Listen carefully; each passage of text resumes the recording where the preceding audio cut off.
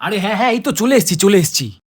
আরে আমাকে একটু টাইমও দিবি না তোরা নিচে গাড়িটা পার্ক করার? হে গাইস, দেখ দেখ কে এসছে।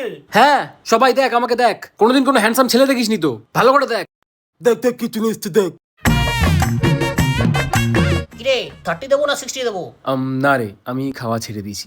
বাবা বড় হুব্বা, সবার সামনে কি প্রমাণ করতে যাচ্ছিস? তুই ভদ্র আর সবাই অভদ্র? সবার কথা তো জানি না, তবে তুই বড্ড অভদ্র। আমি খাওয়া ছেড়ে দিয়েছি, ওটা আমার চয়েস, কারণ আমি আমার বডিকে ভালোবাসি। তোর মতো না। লিভারটা তো আগে থেকে খেয়েছিস, এবার কিডনিটাও যাবে।